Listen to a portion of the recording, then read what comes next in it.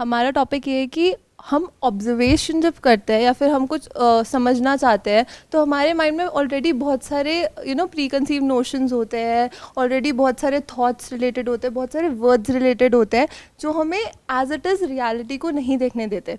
Even when we talk about career या फिर marketing, तब भी हम सिचुएशंस को इतना नहीं देख पाते because we already have conditionings about that in our head. तो ये हमारा आज का टॉपिक रहेगा.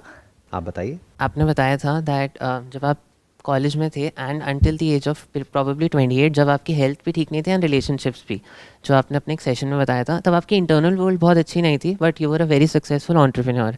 तो इंटरनल वर्ल्ड का अपने करियर से कोई डायरेक्ट कनेक्शन है या नहीं है? नहीं है, क्योंकि ऐसे बहुत सारे लोग हैं जिनके पास में फाइनेंशियली बहुत पैसा है, लेकिन इंटरनल वर्ल्ड की अगर बात करी जाए तो इंटरनल वर्ल्ड या उनकी जो पर्सनल लाइफ है उसकी धज्जियाँ उड़ी हुई है, तो उसका एज डायरेक्ट कोई कनेक्शन नहीं है. आज हम यही करना चाहते हैं दैट हम चाहते हैं हमारा पहले से ही इंटरनल वर्ल्ड में इतना बैलेंस हो दैट जैसे आपके लिए करियर बहुत आसान है, हमारे लिए वैसा हो जाए. इसमें क्या प्रॉब्लम आ रही है आपको जिसका आप सोल्यूशन चाहते हो इस ब्रेनस्टॉर्मिंग सेशन से? सर आपने एक सेशन में कहा था एंटरप्रेन्योरशिप वर्सेस वो था जॉब, उसमें आपने कहा था कि अगर आप कॉम्प्लिकेटेड से कॉम्प्लिकेटेड चीज़ को भी सिंपल कर सकते हैं तो आप बिजनेस आपके लिए है.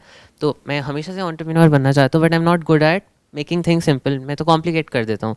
तब से मुझे था कि जैसे सर ने कहा है I want to make things simple as possible. तो वो डायरेक्ट कनेक्शन है. सिंप्लिसिटी जिसके माइंड में है वो बहुत जल्दी सक्सीड हो सकता है. हम एक्सटर्नल की इनफैक्ट बात ही नहीं कर रहे. जो वर्ड्स है ना, माइंडसेट और वो सब एटीट्यूड, हम उसकी तरफ नहीं जाना चाहते. वी आर मोर अबाउट कि जैसे आप क्वेश्चनिंग करते हैं, जैसे आप सुनते हैं, अगर हम वो हैबिट्स डेवलप करें, हम ऑफिस में भी नहीं है, काम भी नहीं कर रहे हैं, वो हमारे को करियर में कैसे हेल्प कर सकता है? आप बताइए, आपका क्या टेक है? मेरा भी सिमिलर टू हिम ही टेक है कि जब हम कुछ भी ऑब्जर्व करते हैं इवन इन करियर, तो हम उसको आपकी तरह नहीं देख पाते. अगर मैं बिल्कुल क्लियरली बोलूँ तो हम उसको अपनी तरह देखते हैं और हमारा विजन क्लियर नहीं है. तो आप जैसे देखते हैं इट इज़ डिफरेंट फ्रॉम हमारी स्टैंड पॉइंट या फिर हमारा way of looking at situations. तो all I am saying is the way you are clear in your head, तो how can we develop such a clear mindset और clear headedness कि हम आगे सिचुएशंस को अपनी किसी भी एस्पेक्ट ऑफ लाइफ में, रिलेशनशिप्स, करियर, उनको बहुत क्लियरली देख पाए. एक एग्जांपल लेते हैं. आप लोगों ने मेरे सेशंस में ड्राइविंग के बारे में बहुत सुना है बट आपको ड्राइविंग नहीं आती है. आपने प्रैक्टिकली कभी ड्राइविंग नहीं करी है. You want to drive fast, you want to drive properly, but अभी आपने एक्चुअल में कभी ड्राइविंग नहीं करी है. तो आप मेरे से ये क्वेश्चन पूछ रहे हैं कि सर आप इतना एफर्टलेसली ड्राइव करते हो, हम कैसे करें? तो उसका जवाब ये है कि पहले आपको ड्राइव करना पड़ेगा.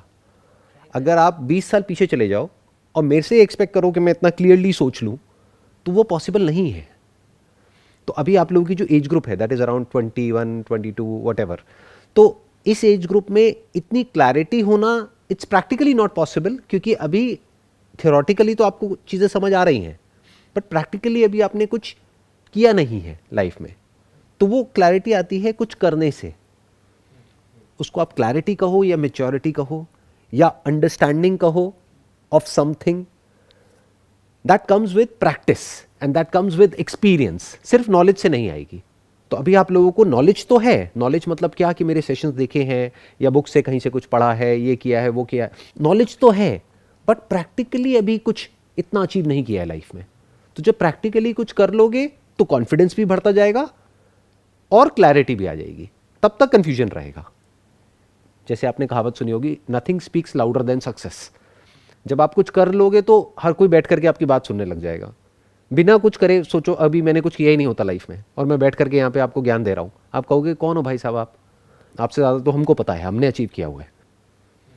तो ये जो क्लैरिटी आती है या कॉन्फिडेंस आता है, ये सब आता है कुछ कर लेने से और उसको भी सही से करने से और उसमें सक्सेस को अचीव करने के बाद में. उसके बिना वो पॉसिबल नहीं है. इन अदर वर्ड्स, अगर ड्राइविंग आप सक्सेसफुली कर रहे हो पिछले कुछ सालों से तो आपको क्लैरिटी है. तो सर स्टार्टिंग में हमें खुद करना चाहिए और चाहे गलतियाँ भी होती रहे तो हमें उसे सीख के फिर आगे बढ़ते रहना चाहिए, तभी प्रैक्टिकल नॉलेज आएगी. बट वहाँ पर एक बहुत बड़ा ट्रैप है कि अगर आप गाड़ी चलाना सीख रहे हो और कोई बहुत बड़ा एक्सीडेंट हो गया तो दोबारा गाड़ी चलाने की हिम्मत ही नहीं होगी, या शायद कुछ बचेगा ही नहीं गाड़ी चलाने के लिए. ऐसा भी हो जाता है ना लोगों के साथ में. इतना बड़ा एक्सीडेंट हो जाता है. आप समझ रहे हो ना मैं क्या कह रहा हूँ, कि करियर वाइज कोई इतना बड़ा ब्लंडर ना हो जाए कि उसके बाद में आगे करने के लिए कुछ बचे ही ना। मानो आपने अपने घर वालों से बहुत सारे पैसे ले लिए और बहुत कुछ इन्वेस्ट कर दिया उसके अंदर और वहाँ से कुछ भी नहीं हुआ, तो प्रॉब्लम हो गई ना। बट अगर छोटे छोटे स्टेप्स उठाए तब तो कोई प्रॉब्लम नहीं है। तो करना क्या है आप लोगों को अभी इस पॉइंट पे, आप सबसे पहले दुनिया को छोड़ दो कि दुनिया में क्या क्या अपॉर्चुनिटीज़ हैं। ये हम सबकी एक बहुत बड़ी गलती है जो हम लोग सब करते हैं। मतलब मेरी बातें सुनी, थोड़ा सा एक्साइटेड हुए, अब जा करके गूगल पे सर्च करना शुरू किया, देखूं बिजनेस के क्या क्या आइडियाज़ हैं, या फिर देखा दुनिया में क्या क्या स्टार्टअप में लोग क्या कर रहे हैं, कैसे कर रहे हैं, ये है वो है। तो आप कहाँ चले गए? आप बाहर चले गए। मैं क्या करता हूँ अपने सेशन में, आपको आपके पास लेकर के आता हूँ। तो सबसे पहले आप अपने पास आ जाओ, अपना देखो कि आपकी स्ट्रेंथ्स क्या हैं, what is it that you are actually good at और you can be good at, वहां से शुरू करो। तो अगर अभी हम वहीं से शुरू करें और मैं आपको बताऊं कि क्या अपॉर्चुनिटीज हैं, ये कैसा रहेगा अगर आज के सेशन में हम कुछ ऐसे ही करें तो? सो मेरे को लगता है दैट मैं क्वेश्चनिंग में बहुत अच्छा हूँ, इसीलिए जब मैं स्टूडेंट से इंटरेक्ट करता हूँ, and so I think that अगर कभी मैं जो मेरे आइडियाज़ हैं, if I put that into a child's mind, तो it will be very good and it comes naturally to me. मुझे एफर्ट नहीं Students करना मतलब क्या पड़ता। आप पढ़ाते हो? आप टीचर हो? या क्या पढ़ाते हो आप? Psychology and entrepreneurship for class आपने खुद ने 11th। कुछ किया हुआ है साइकोलॉजी में? Psychology is just my own Passion.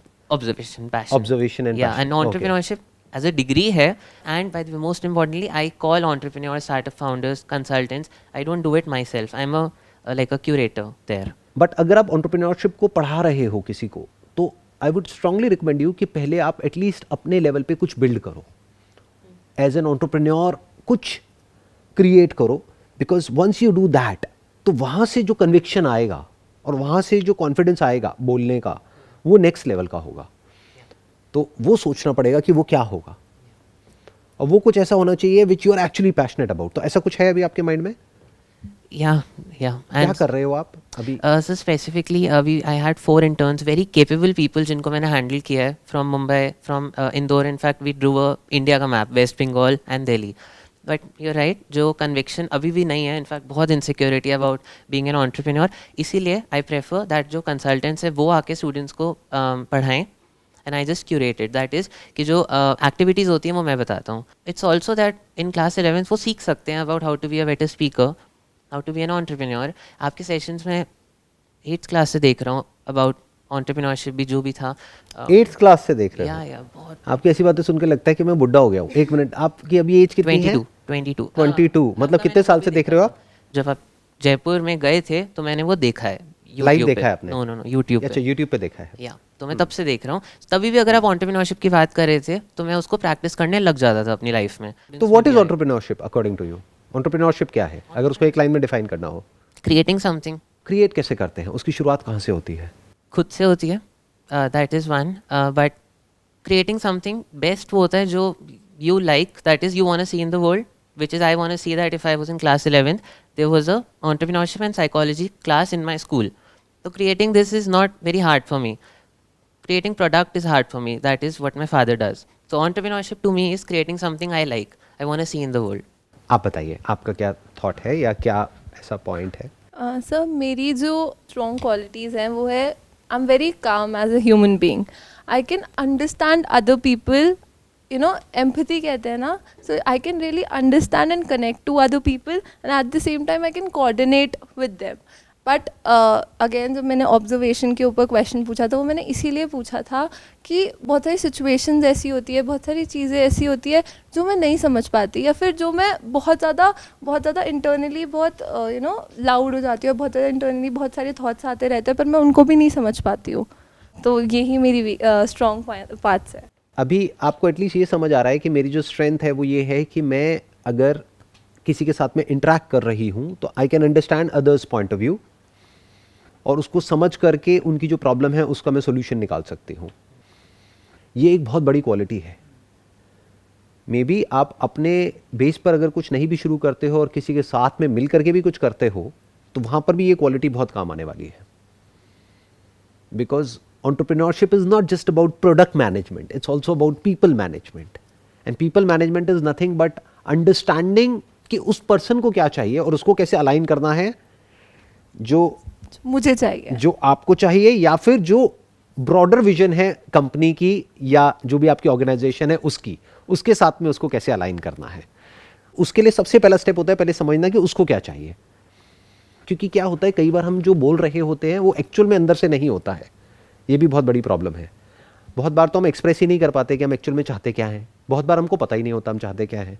वहाँ पर हमको बहुत ही आराम से ऑब्जर्व करना होता है सबसे पहले खुद को। ये जो आपका आज का टॉपिक है ना, ऑब्जर्वेशन। ऑब्जर्वेशन के लिए अंदर एक साइलेंस होना चाहिए, ठहराव होना चाहिए। अगर अंदर बहुत ज़्यादा शोर है तो आप ऑब्जर्व नहीं कर पाओगे।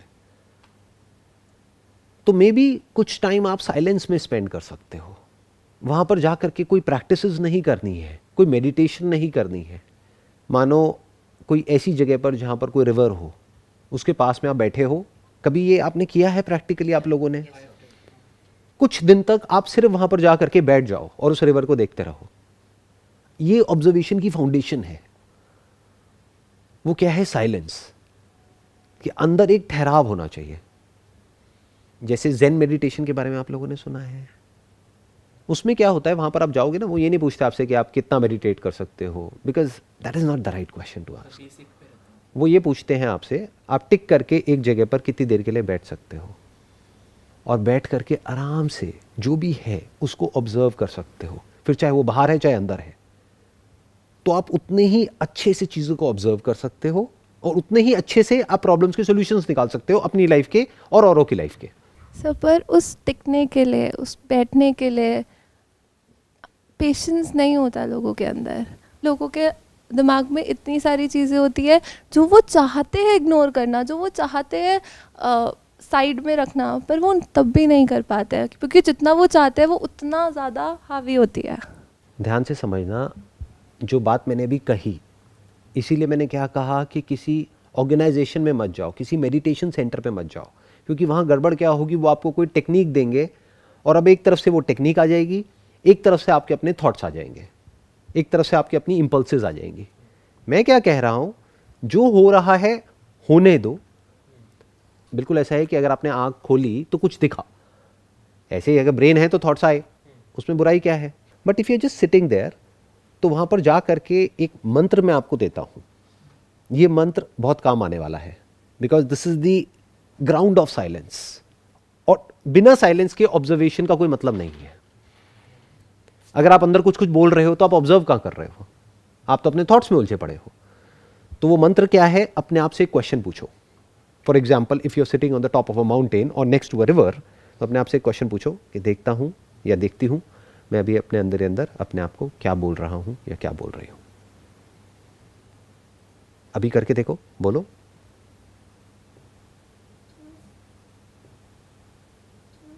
सब फिर बस देखते ही रहते हैं। बोलना बंद हो जाता है ना। एग्जैक्टली। तो अब बोलना बंद हुआ, अब जो है आपके आसपास में उसको ऑब्जर्व करो।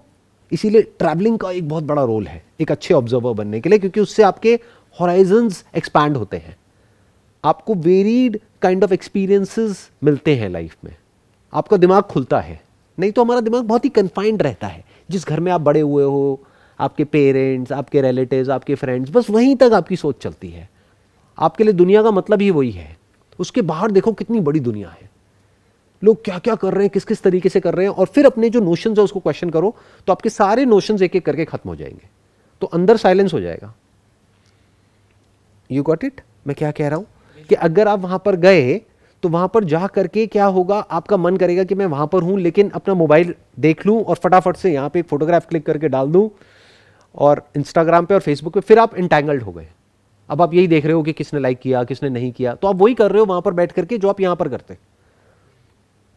तो मैं क्या कह रहा हूं, वो मोबाइल साथ ही मत लेकर के जाओ। ऐसा एक मोबाइल कैरी करो जिसमें चाहो भी तो ये सब हो ही ना, जिससे आप बात तो कर सको। वो नहीं होते पुराने ज़माने के फ़ोन, देखिए वो छोटे से 1000 रुपये वाले। मैं कभी भी ऐसी किसी जगह पे जाता हूँ तो वही फ़ोन कैरी करता हूँ।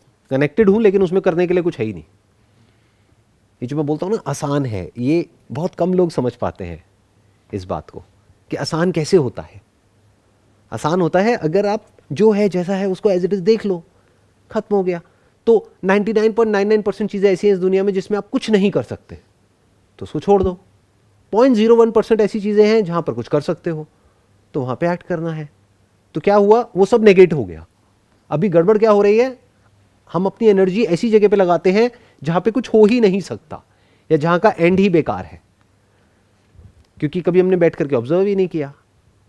और जो अच्छा है एक्चुअल में वो तो हमें पता ही नहीं है, वो तो हमारी कॉन्शियसनेस में ही नहीं है। माइंड मैप क्रिएट करना सीखो कि माइंड मैप कैसे क्रिएट करते हैं। सेंटर में लिखो माय लाइफ, अब उसकी ब्रांचेस होंगी, 3 से ज्यादा नहीं होंगी, कि लाइफ में आपके लिए 3 चीजें सबसे इंपॉर्टेंट क्या है, फिर उसकी सब ब्रांचेस होंगी। तो इस तरह से एक पेपर के ऊपर आपकी पूरी लाइफ का एक मैप तैयार हो जाएगा और उस मैप के अकॉर्डिंग आपको चलना है अपनी पूरी लाइफ में।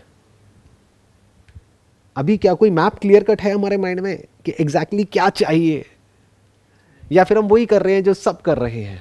मेजॉरिटी ऑफ द टाइम हम इसी चीज़ में व्यस्त हैं या यही सोचते हैं कि जो होना चाहिए, not what actually we should try and do. हम क्या करते हैं, वो जो करना पड़ेगा वो नहीं जो करना चाहिए। यानी जो करना अर्जेंट है वो तो आप करते हो, जिसके लिए आपके ऊपर प्रेशर है आपके घर वालों से या आपके खुद के माइंड में कि अगर इस एज तक मैंने ये नहीं किया तो पता नहीं क्या हो जाएगा।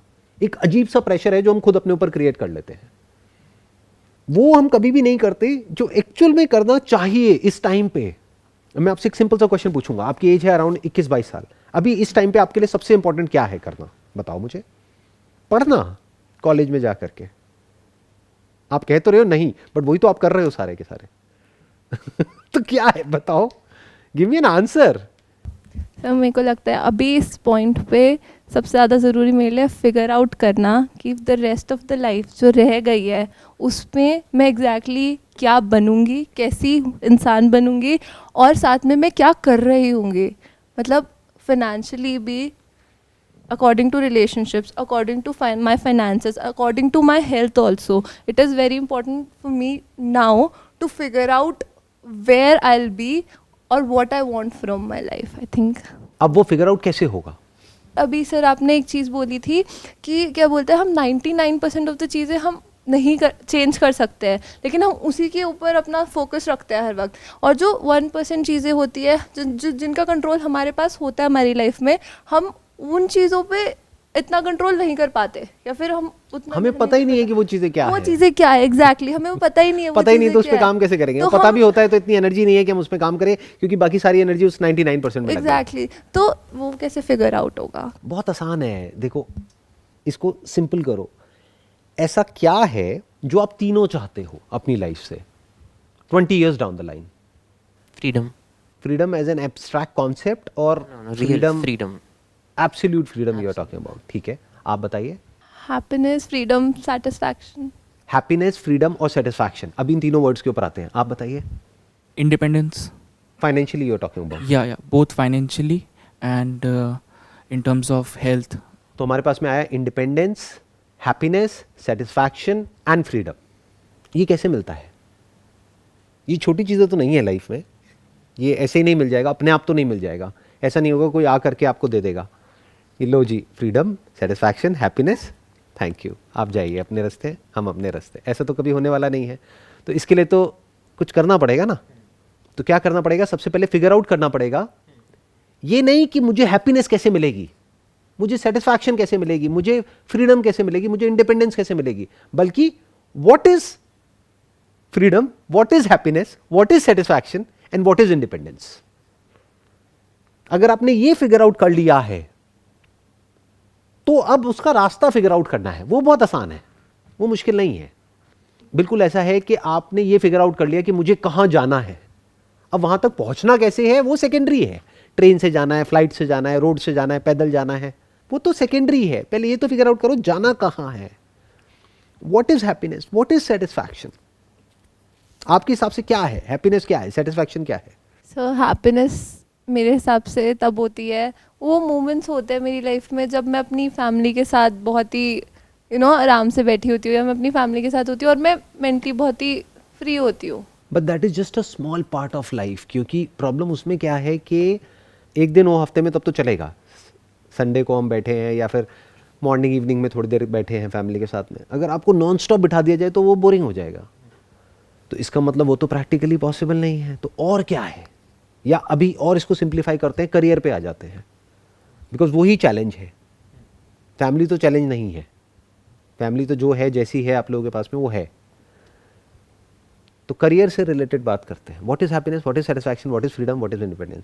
करियर से रिलेटेड या फिर ओवरऑल अगर हम फिर देखते हैं, फिर तो ऐसा लगता है कि फिर सब कुछ चाहिए कि करियर में भी मुझे वो करना है जो मैं करना चाहती हूँ, उसके बाद उससे मुझे पैसा भी अच्छा आए कि मैं अपनी लाइफ भी अच्छी पूरी बना लूँ, उसके बाद मेरी फैमिली को, मैं अपना फैमिली को टाइम भी दे पाऊँ, मैं अपनी फैमिली के साथ टाइम भी स्पेंड कर पाऊँ, साथ में मैं ट्रैवलिंग भी कर पाऊँ, मेरे पास टाइम हो, मैं ट्रैवलिंग कर रही हूँ, मैं अपना पैशन भी देख रही हूँ कि मुझे डांस करने का शौक है तो मैं अपना डांस भी कर रही हूँ। तो फिर मुझे ऐसा लगता है फिर तो अगर होलिस्टिकली देखी जाए तो फिर कुछ सब कुछ ही चाहिए। मतलब टाइम की कंप्लीट फ्रीडम कि अगर 1-2 साल तक आपको ट्रैवल करना है पूरे वर्ल्ड में और जा करके बस एक्सप्लोर करना है कि दुनिया में क्या क्या है, let me find it out.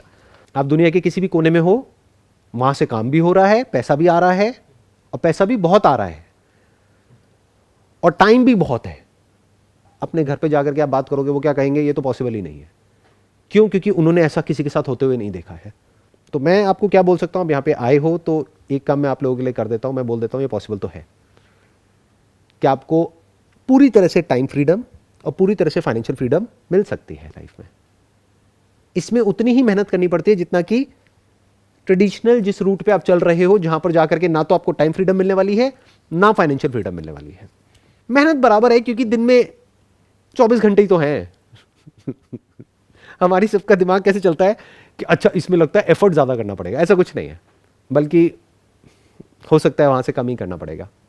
सो हम ये भी सोच रहे थे दैट लेट्स से मुझे अभी टेक अवे लेना होता तो इट वुड बी, अभी जब आपने कहा ना एक बार साइलेंस, 1 मिनट देखो कि माइंड में क्या चल रहा है, तो अभी मैंने वो ट्राई किया था जब हम सब कर रहे थे, और लाइक एक्सेप्ट करना, तो मेरे लाइफ में जो भी प्रॉब्लम थी मैंने अभी एक्सेप्ट कर ली, हेल्थ रिलेटेड, फैमिली रिलेटेड, सच में अभी विद इन द लास्ट वो 1 मिनट जो साइलेंस था। तो मेरे 150 रुपये का है, तो ये प्राइसलेस था, मेरी फीस है भाई साहब। मैं प्राइसलेस ये एडिट कर देना, ये सब हटा देना, ठीक है? ये पीछे से मैं ऐसे ही करता हूँ, मतलब ये बाद में वीडियो में आप लोगों को पता नहीं होगा, बट मैं अगर ऐसे कोई किसी की प्रॉब्लम सॉल्व करता हूँ तो मैं पैसे लेता हूँ, 150 रुपये लगते हैं मेरे। चलो दैट्स गुड। आपकी प्रॉब्लम जो थी यानी एक्सेप्टेंस से रिलेटेड, वो काफ़ी हद तक सॉल्व हो गई।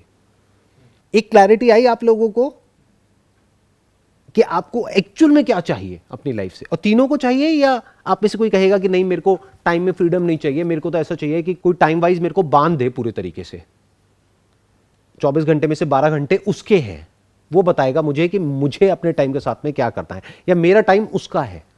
तो ये तो बॉन्डेज हो गई ना। तो एक चीज आप लोगों को क्लियर हो रही है कि आपको टाइम की फ्रीडम चाहिए और फाइनेंशियल फ्रीडम चाहिए। तो इसको सेंटर पॉइंट बनाओ ना अपनी लाइफ का। आपको सिर्फ यही तो फिगर आउट करना है, how to achieve it. What तो फिगर आउट हो गया, आपकी लाइफ की एक बहुत बड़ी प्रॉब्लम सॉल्व हो गई। जो आप बात कर रहे थे ना, ऑब्जर्वेशन, अब आपको कुछ और ऑब्जर्व करने की जरूरत ही नहीं है। अपना पेपर पेन लो और उसमें लिखो सेंटर में लाइफ में, this is what I want from my career. अगर मेरे करियर में मेरे को दोनों चीजें मिल रही हैं, बल्कि एक तीसरी चीज भी है जिसको हमने मिस कर दिया यहां पे, time freedom, financial freedom and passion, कि मजा भी आए ना करने में। ऐसा नहीं ना कुछ बोरिंग सा कर रहे हैं। वैसे अगर बोरिंग होगा तो ये दोनों चीजें मिलेंगी भी नहीं। ये तभी मिलेगा जब पैशन होगा। If you are really passionate about doing it, तो फिर ये दोनों चीजें खुद चल करके हमारे पास आ जाती हैं। तो अब कुछ ऐसे ही तो फिगर आउट करना है, इसका रास्ता ही तो ढूंढना है। और दुनिया में लाखों करोड़ों ऐसे लोग हैं जिन्होंने फिगर आउट कर लिया है, जो इसको अचीव कर चुके हैं, उनसे सीख लो। आपने बताया कि हमें सेंटर पॉइंट्स मिल जाने चाहिए, कि ये हमारी लाइफ के सेंटर पॉइंट है कि हमारे पास फ्रीडम ऑफ टाइम होना चाहिए और फ्रीडम ऑफ मनी होना चाहिए अपने करियर से। सर उसके अलावा भी बहुत सारी चीज़ें होती है जब ऑब्जर्व करना चाहते हैं। आपने एक बार एग्जाम्पल दिया था, आपके सामने एक टेबल रखी थी, उस पर एक ग्लास रखा था, तो आपने ये बोला था कि बहुत कम लोग उस ग्लास को एक ग्लास की, मतलब एक कप को एक कप की तरह देख सकते हैं, वरना सब उसको, उसका कलर देखेंगे या उसको एक्सटर्नली देखेंगे, अपने हिसाब से देखेंगे, उसको अपने परसेप्शन के हिसाब से देखेंगे। तो सर मैं यही पूछना चाहती थी कि ऐसे मतलब हम कैसे देख सकते हैं उसको, चीज़ों को एज इट इज़ देखना आसान होता है, सिंपल होता है, और जो जैसा है उसको वैसे नहीं देखना मुश्किल होता है, क्योंकि वहाँ पे बहुत कुछ समझाने के लिए होता है, बहुत कॉम्प्लिकेटेड होता है। जैसे फॉर एग्जांपल मैं आपको कह रहा हूँ यहाँ पर कोई भूत प्रेत है, तो वो बहुत मुश्किल है मेरे लिए आप लोगों को समझाना, बट मैं कह रहा हूँ यहाँ पे कोई भूत नहीं है, अब कितना आसान है। इसको बोलते हैं एज इट इज़ देखना। जैसे आपने भूत का एग्जाम्पल लिया, तो अगर हमारे पास उससे रिलेटेड कोई इन्फॉर्मेशन नहीं है, हमारे पास हमने अपने आप एक्सपीरियंस नहीं करा, तो उसको बिलीव नहीं करना चाहिए। कुछ भी बिलीव नहीं करना चाहिए। अगर आप कुछ भी बिलीव करते हो तो आप एज इट इज़ नहीं देख पा रहे हो। एज इट इज़ देखने में और जो होता है उसको एज इट इज़ देखने में बीच में क्या आ जाता है। मतलब मानो जो जैसा है हमको वैसा नहीं दिख रहा है, क्योंकि हमने अलग अलग रंग के चश्मे लगाए हुए हैं। तो वो चश्मा क्या है? वो बिलीव्स हैं हमारे अपने अलग अलग। किसी का एक रिलीजियस बैकग्राउंड है तो उसके अपने बिलीव्स हैं, किसी का कोई अलग बैकग्राउंड है तो उसके अपने बिलीव्स हैं, तो वो बीच में आ जाएंगे ना। वो उसको जो सच है वहां तक पहुंचने ही नहीं देंगे। तो जो भी आपकी बिलीव्स हैं, ये समझ जाओ कि वो सब बिलीव्स हैं, वो सब बेकार हैं, वो किसी काम के नहीं है। Don't believe anybody and don't believe on anything. सब कुछ छोड़ दो। और इसलिए नहीं कि मैं कह रहा हूं कि सब कुछ छोड़ दो, क्योंकि उसमें एक्चुअल में कुछ नहीं पड़ा है, वो तो सेकेंड हैंड नॉलेज है। क्यों अंदर पकड़ के बैठे हो उन सारी नॉलेज को? मानते हो ना, ऐसा बहुत कुछ आप लोग मानते हो ना। क्यों मानते हो? क्योंकि या तो पीछे से घर वालों ने मनाया है, या फिर अंदर बहुत तरह के डर हैं, तो वो मानने से हमको एक सेफ्टी और सिक्योरिटी वाली फीलिंग आती है। कुछ भी मत मानो। ये तक मत मानो कि लाइफ बहुत अच्छी है। अच्छी नहीं है। लाइफ की एक दूसरी साइड देखो। जाओ किसी हॉस्पिटल में जाकर के देखो लाइफ कैसी है। तो कुछ भी मत मानो, एज इट इज देखो लाइफ को, ऑब्जर्व करो। फिर वहां से क्या होगा, आपको कुछ प्रॉब्लम्स नजर आएंगी, जो प्रॉब्लम आप क्रिएट नहीं कर रहे होगे किसी और के लिए।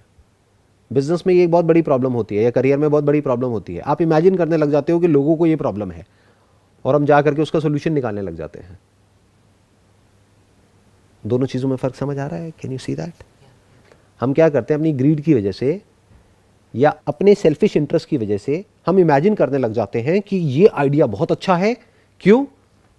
क्योंकि ये तो बहुत बड़ी प्रॉब्लम है जिसको मैं सॉल्व करने वाली हूं या करने वाला हूं, और इसकी वजह से देखो इतना कुछ होने वाला है, मेरी लाइफ बहुत बढ़िया हो जाएगी, मेरे पास में टाइम आ जाएगा, पैसा आ जाएगा, ये हो जाएगा, वो हो जाएगा।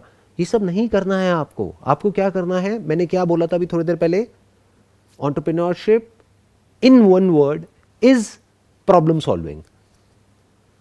अब सवाल ये उठता है कि अगर आपको कोई प्रॉब्लम नजर आ भी गई, तो how passionate are you about solving that problem? अब वहां पे वन पॉइंटेड फोकस चाहिए कि 24 घंटे दिमाग में और कुछ नहीं आना चाहिए।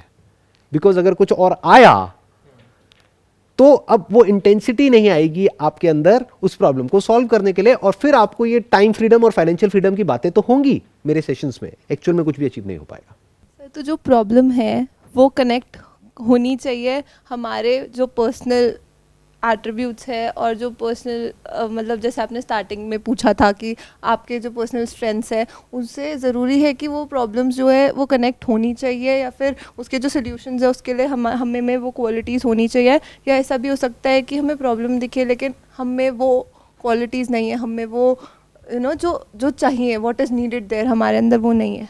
अभी तो वो होगा ही नहीं, लेकिन पहले ये समझना कि हमारा माइंड काम कैसे करता है। Whatever our mind focuses on starts expanding. तो इसका मतलब क्या है? आपका फोकस रहना चाहिए उस प्रॉब्लम पर, उस पर नहीं जो आपको चाहिए। वो तो फिगर आउट हो गया। इन अदर वर्ड्स, आपने ये तो फिगर आउट कर लिया मुझे कहां जाना है, बट फोकस कहां रखना है, वहां पर या रास्ते पर? आपका ध्यान रहना चाहिए उस प्रॉब्लम के ऊपर, और जितना आपका ध्यान उस प्रॉब्लम पे रहेगा, जितना बारीकी से आप उस प्रॉब्लम को ऑब्जर्व करोगे, उतना ही वो प्रॉब्लम एक्सपैंड होने लग जाएगी, या फिर उतना ही वो अपने आप को रिवील करने लग जाएगी। बट अब सवाल उठता है, आपको प्रॉब्लम दिखेंगी कौन सी? वही दिखेंगी जो आपके अंदर है, और कुछ आपको दिख ही नहीं सकता। आपको क्या लगता है, आपको लोगों के अंदर जो बुराइयां दिखती है वो उनकी होती है, आपकी खुद की होती है? अगर आपके खुद के अंदर वो बुराई ना हो, आप किसी और के अंदर देख सकते हो? इम्पॉसिबल। ध्यान से समझना मेरी इस बात को, कि अगर हमें किसी और के अंदर कुछ अच्छाई दिख रही है या कुछ बुराई दिख रही है, आप ये नहीं दिखा रहे कि वो क्या है, आप ये दिखा रहे हो कि आप खुद क्या हो। यहां तक क्लियर हुआ? अब एक स्टेप आगे बढ़ते हैं। आपको प्रॉब्लम क्या दिखेगी? वो जो आपके अंदर है। तो प्रॉब्लम्स तो आपको दिखती है, बट प्रॉब्लम क्या होती है कि अब आप उस प्रॉब्लम पे ठहर नहीं पाते हो, या आपको मल्टीपल प्रॉब्लम्स दिखी तो अब आपका दिमाग 10 जगह पे चल रहा है, या फिर शॉर्ट टर्म कुछ छोटी मोटी चीजें हैं बस उसमें उलझ के रह गए हो। जो काम अर्जेंट है बस वहां पे आपका दिमाग चल रहा है, मानो कुछ टाइम बाद एग्जाम आने वाले हैं तो वहां पे दिमाग चल रहा है, या जो अर्जेंट है वहां पे दिमाग चल रहा है, या जो आपकी आदतें पड़ गई है, हैबिट्स बन गई है, मानो सोशल मीडिया पे टाइम पास करने की, तो वहाँ पे दिमाग चल रहा है। जो प्रॉब्लम है वो आपके माइंड को ऑक्यूपाई ही नहीं कर पा रही है, तो वो प्रॉब्लम एक्सपैंड नहीं हो पा रही है, उस प्रॉब्लम को एनर्जी नहीं मिल रही है, तो सोल्यूशन कहाँ से निकलेगा? तो अब क्या होगा कि जब आपको मल्टीपल प्रॉब्लम्स दिख रही हैं तो उसको लिखो पेपर पे कि वो प्रॉब्लम्स कौन कौन सी है। फिर देखो which problem you are really passionate about solving. फिर आपको आंसर मिलेगा, अच्छा ये 4 प्रॉब्लम्स में से ये वो प्रॉब्लम है which I am really passionate about. अब उसके ऊपर रिसर्च करना शुरू कर दो, दिन रात सुबह शाम उस प्रॉब्लम को लिखो, देखो, समझो, उसके सॉल्यूशंस के बारे में फिगर आउट करो। ऐसी तो एक साइंटिस्ट ऑपरेट करता है। मूवीज में देखा है ना, क्या होता है कि एक बड़ा सा बोर्ड होता है, वहां पे कुछ लिखा हुआ है और कोई और आदमी आएगा, आकर के वहां देखेगा, उसको समझ भी नहीं आएगा कि क्या लिखा हुआ है, बट वो प्रॉब्लम है जिसको वो फिगर आउट करने की कोशिश कर रहा है, वो डॉट्स को कनेक्ट करता चला जा रहा है। और ऐसे लाइफ जीने में बहुत मजा आता है। फिर क्या होता है कि फिर वो प्रॉब्लम और वो सॉल्यूशन आपके माइंड को इस तरीके से ऑक्यूपाई कर लेता है कि अब आप चाह करके भी उससे बाहर नहीं निकल सकते हो। अगर मैं आपको एक एग्जांपल दूं, एक बड़ा सा जाइंट व्हील है, उसको घुमाने के लिए शुरू में आपको क्या करना पड़ेगा? एफर्ट करना पड़ेगा, उसको पुश करोगे, फिर जब एक बार पुश किया, 2 बार किया, 10 बार किया, 100 बार किया, एक बार वो घूमने लग गया, अब उसको रोकने में एफर्ट करना पड़ेगा, अब वो रुकेगा ही नहीं, अब उसको रोकना मुश्किल है। ऐसे ही थॉट के केस में होता है। अभी प्रॉब्लम क्या हो रही है? ये सब आपने क्रिएट नहीं किया है, ये सब अपने आप हो रहा है। अंदर आपके कुछ चलता रहता है जो आपको पता है किसी काम का नहीं है, बट वो चल रहा है और आपकी लाइफ को कहीं और ही लेकर के जा रहा है। आप जाना कहीं और चाहते हो अपनी लाइफ में और वो आपको कहीं और ही भगा रहा है। 99.99% लोगों के साथ यही होता है, वो अपनी लाइफ को डायरेक्शन नहीं देते हैं, उसको खुद कंट्रोल नहीं करते हैं।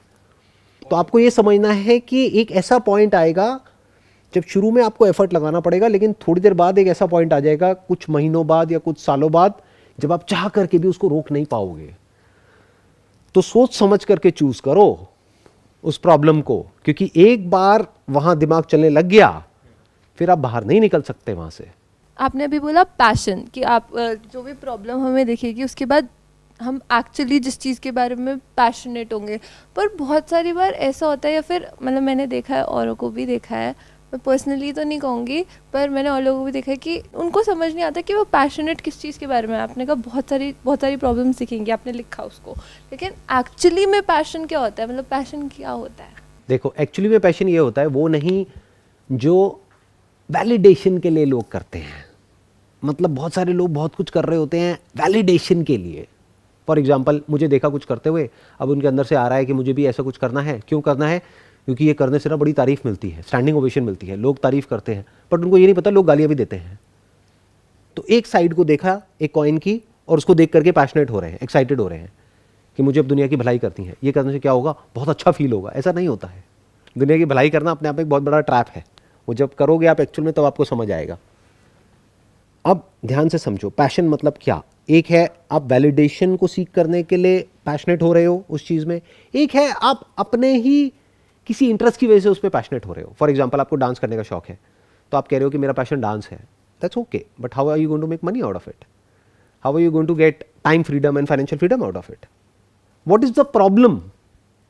क्या ये कोई बहुत बड़ी प्रॉब्लम है कि आपके डांस में कुछ ऐसा है कि जो अभी कोई नहीं कर रहा है पूरे वर्ल्ड में, और कोई बहुत बड़ा गैप है जिसको आकर के आप फिल करने वाले हो? ऐसा तो कुछ नहीं है। तो वो क्या हो गया? वो मोर ऑफ अ हॉबी हो गया। तो इन दो चीज़ों को हमको मिक्स नहीं करना। एक हो गया हॉबी, एक हो गया करियर। करियर में कुछ बड़ा करने का मतलब क्या? जैसे अभी at this point in time I am passionate about creating something, I am building something, जो इससे और जो मेरा जो बिजनेस है यानी कि इमेजेस बाजार, उससे बिल्कुल अलग है। एक मैंने क्रिएट किया अपना बिजनेस, एक मैंने क्रिएट किया ये जो ये सेशंस हैं, अब एक तीसरा कुछ क्रिएशन चल रहा है। तो 24 घंटे में चाहे चाहूं या ना चाहूं वो व्हील घूम रहा है। 24 घंटे मेरे माइंड में बस उसी से रिलेटेड थॉट्स आ रहे हैं। अभी बस मैं आप लोगों के साथ यहां पे बैठा हूं, तो अभी मेरा फोकस यहां पर है। जैसे ये सेशन खत्म होगा मेरा माइंड वापस से वहीं चला जाएगा। 24/7 I am in that zone. अब वो क्या क्रिएशन हो रहा है, क्यों हो रहा है, उसके पीछे एक बहुत ही डीप एक डिजायर है जिसकी वजह से वो क्रिएशन हो रहा है। That has got nothing to do with money. एक अनफुलफिल्ड डिजायर था कि यहीं इंडिया में बैठ करके ग्लोबली कुछ ऐसा करना है जो किसी ने सपने में भी ना सोचा हो, विच इज इम्पॉसिबल। उस इम्पॉसिबल को पॉसिबल बनाना है। तो वो मुझे किक दे रहा है। इनिशियली मुझे थोड़ा सा एफर्ट करना पड़ रहा था उस डायरेक्शन में जाने में। एक ये डायरेक्शन थी जो मुझे अपनी तरफ खींच रही थी, वो क्या है, ये सेशंस। दूसरा मेरा अपना बिजनेस जो मेरा अपना कंफर्ट जोन है। तो ये तीसरा जो एक स्ट्रक्चर है उसको बिल्ड करने के लिए शुरू में थोड़ा सा एफर्ट लगाना पड़ा कुछ दिन तक, लेकिन अब वो जोन आ गया है कि अब मैं चाह करके भी वहां से बाहर नहीं निकल सकता। But I am feeling good about it because that's where I wanted to be. उस झूले में बैठ के मजा आ रहा है, उस राइड में मजा आ रहा है, क्योंकि वो राइड मैंने डेलिबरेटली क्रिएट करी है। लोग क्या है, एक ऐसी राइड है जिसमें वो बैठना नहीं चाहते हैं। मानो एक व्हील ऐसे घूमना चाहिए, अगर उल्टा घूमेगा तो क्या होगा, आपको अच्छा नहीं लगेगा, बुरा लगेगा, उल्टी आएगी। तो बहुत सारे लोगों का व्हील उल्टा घूम रहा होता है उसमें से, लेकिन वो बाहर नहीं निकल सकते हैं। There is no way to get out of that wheel, क्योंकि अब वो घूम गया है। जिस एज में घुमाना था वहां पे कुछ नहीं किया, अपना उस टाइम को वेस्ट कर दिया। 2 4 5 साल जो थे 20-25 साल के, उसको खराब कर दिया। अब वो एक ऐसे व्हील में बैठे हैं जो अपने आप ही घूमता चला जा रहा है। बस बैठ करके रोते रहो, या फिर बेटर स्टिल अपना ध्यान वहां से डाइवर्ट कर दो। दुनिया के बारे में बात करो, यहाँ क्या हो रहा है, वहाँ क्या हो रहा है, वहाँ क्या हो रहा है। न्यूज़ के बारे में बात करो। You have got something to say? हाँ बताइए सर, पर जब हम किसी ऐसे वे पे या फिर हम किसी, जैसे आपने एक्सप्लेन किया, एक ऐसे व्हील में होते हैं तो और चीज़ें हमें नहीं खींचती। मतलब जो एक्सटर्नली सोसाइटी भी होगी या फिर मेरे पेरेंट्स भी होंगे या फिर मेन सिक्योरिटी हमें नहीं ग्रैब करेगी या फिर हमें नहीं डिस्ट्रैक्ट करेगी। सिक्योरिटी तब तक ग्रैब करती है जब तक कि आप सिक्योरिटी की मीनिंगलेसनेस को नहीं देख लेते हो। आपको कैसी लाइफ चाहिए? एक सिक्योर लाइफ चाहिए, यानी अगर एक पंछी की बात करी जाए तो अब मान लो आप एक पंछी हो, तो आपको कैसी लाइफ चाहिए? एक पिंजरे में जहाँ पे आप सिक्योर हो, तीनों टाइम का खाना मिलता है, या फिर हवा में उड़ना चाहते हो जहाँ पे कोई सिक्योरिटी नहीं है, जहाँ पे कोई बड़ा पंछी आकर के आपको मार के खा सकता है? सिक्योरिटी नहीं है लेकिन फ्रीडम है। तो कैसी लाइफ चाहिए? फ्री चाहिए ना। अब अगर ये क्लियर हो गया है तो सिक्योरिटी अपनी तरफ नहीं खींच सकती। अगर ये अच्छे से समझ आ गया है तो then security has got no meaning in your life. आप कह सकते हो कि that is more of an effect rather than a cause. बहुत लोगों के लिए सिक्योरिटी एक कॉज है जिसके बेस पे अपनी लाइफ क्रिएट करते हैं। मैं क्या कह रहा हूं, कॉज कुछ और ही हो गया जिसकी मैं बात कर रहा हूं अभी, पैशन हो गया, उसके बेस पे सिक्योरिटी मिल जाती है। मतलब you don't take foolish steps. जैसे अब मैं कुछ तीसरा क्रिएट कर रहा हूं तो ये नहीं कि मैंने इन दोनों स्ट्रक्चर्स को मिटा दिया है, दांव पे लगा दिया है और फिर मैं कुछ तीसरा क्रिएट कर रहा हूं। नहीं, वो अपनी जगह पे फिक्स है, ये तीसरा कुछ क्रिएट हो रहा है। सो इस तरह से सोचना होता है, दूर तक देखना होता है कि अभी जो मैं कर रहा हूं या कर रही हूं उसकी वजह से 2 साल बाद, 5 साल बाद, 10 साल बाद, 20 साल बाद क्या होने वाला है। जब वो जाइंट व्हील तेजी से घूम रहा होगा, वो व्हील कहाँ घूमता है? बाहर भी घूमता है दुनिया में, जिसको एंटरप्रेन्योरशिप बोलते हैं, और एक अंदर भी घूमता है। तो will I feel good about it? अंदर भी और बाहर भी। अगर इस तरह से आप सोच पा रहे हो, अब ये जिस लेवल की मैं बातें कर रहा हूं, आई एम नॉट श्योर किस हद तक आप क्या रिलेट कर पा रहे हो, but what I am saying is to design your own life in such a way जिसमें कुछ भी बाकी नहीं रह जाए। यानी लाइफ में एक भी इतनी सी भी रिग्रेट नहीं, इतना सा भी एक डिजायर बाकी ना रह जाए कि कुछ कमी रह गई लाइफ में। कि अगर जी रहे हो तो पूरी तरह से जी रहे हो, और अगर वक्त खत्म हो गया है, नो रिग्रेट्स, द एंड। इस तरह से जीना होता है। I hope that sums up the entire conversation या ब्रेनस्टॉर्मिंग जो भी आज हम लोगों ने करी। Wish you all the best. It was pleasure talking to all of you.